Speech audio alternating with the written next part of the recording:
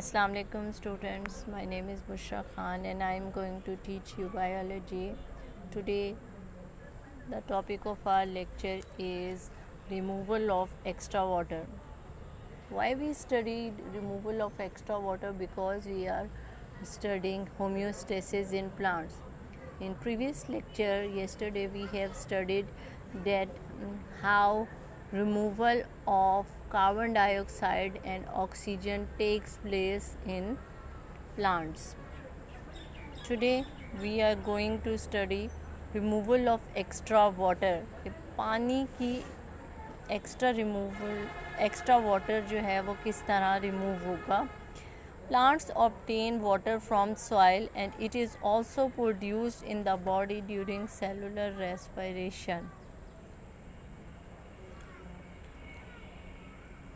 Plants जो हैं वो पानी कहाँ से लेते हैं? सॉइल से एब्जॉर्ब करते हैं और बॉडी में प्रोड्यूस करते हैं ड्यूरिंग सेलुलर रेस्पिरेशन. अब ये प्लांट्स पानी स्टोर क्यों करते हैं? अपने सेल्स की टर्जिडिटी को मेंटेन करने के लिए. Extra water is remove from plant body by transpiration. और जब इनके सेल्स की टर्जिडिटी मेंटेन हो जाती है तो जो एक्स्ट्रा वाटर होता है प्लांट में वो रिमूव होता है. एक फिनोमिना है ट्रांसपायरेशन, उसके through. Then we take definition of transpiration. Transpiration is the loss of water from plant surface in the form of vapor.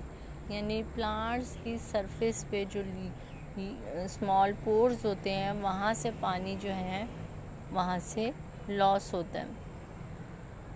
अब नाइट में क्या होता है? At night transpiration usually does not occur because plants have their stomata closed.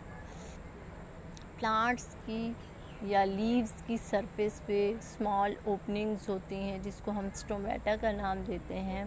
रात के वक्त ये stomatas closed होते हैं, इसलिए ट्रांसपायरेशन का प्रोसेस नहीं होता. If there is high water content in soil, अगर पानी में वाटर का कंटेंट, वाटर की तादाद ज़्यादा होती है, देन क्या होगा? Water enters the roots. तो पानी जो है वो रूट्स में एंटर होगा and is accumulated in xylem vessels. और रूट से फिर वो पानी कहाँ जाएगा? जाइलम वेसल्स में, जो कि प्लांट्स में मौजूद हैं. Some plants such as grasses force this water through special pores.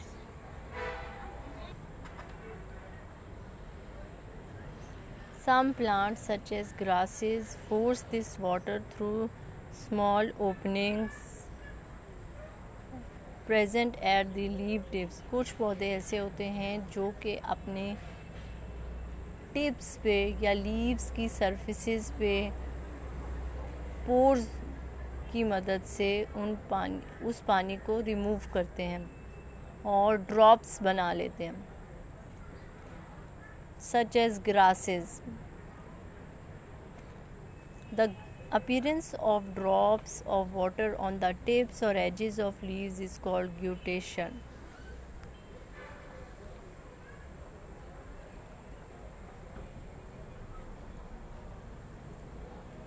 Guttation is not confused with dew, which condenses from the atmosphere onto the plant surface. Dew क्या है? Dew drops वो पानी होता है जो कि environment की तरफ से, एटमॉस्फेयर की तरफ से प्लांट्स की सरफेसेस पे कंडेंस हो जाता है. जबकि ग्यूटेशन जो है वो ड्रॉप्स ऑफ वाटर, वो वाला पानी है जो कि प्लांट का इंटरनल पानी है जो कि पोर्स के ज़रिए उनकी सरफेसेस पे आया है.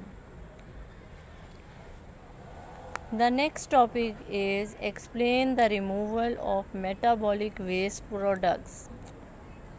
प्लांट्स में जहाँ कार्बन डाइऑक्साइड एक्स्ट्रा होती है, वाटर एक्स्ट्रा है, ऑक्सीजन एक्स्ट्रा है। इसी तरह कुछ प्लांट्स में मेटाबॉलिक वेस्ट भी प्रोड्यूस होते हैं जिनका रिमूवल बहुत ज़रूरी है।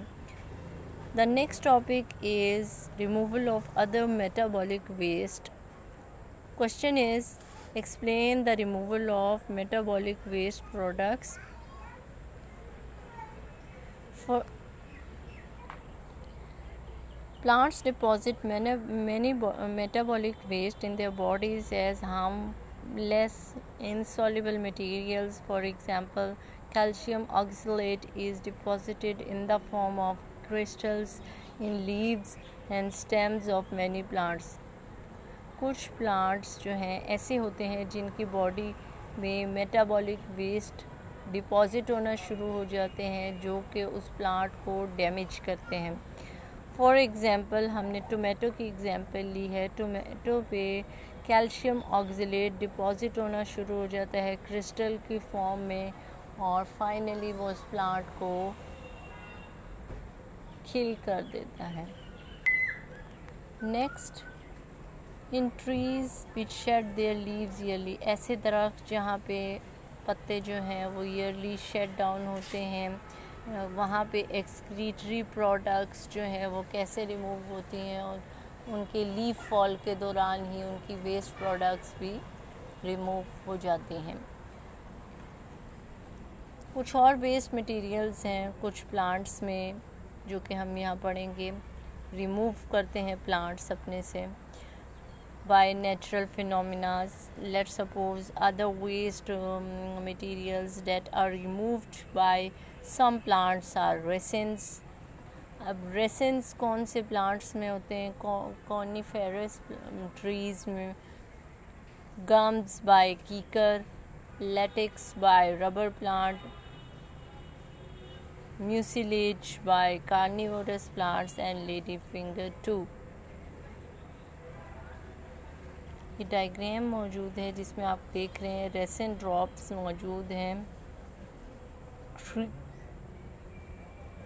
then latex being extracted from a tree, and the last one is mucilage drops on carnivorous plants. Thank you.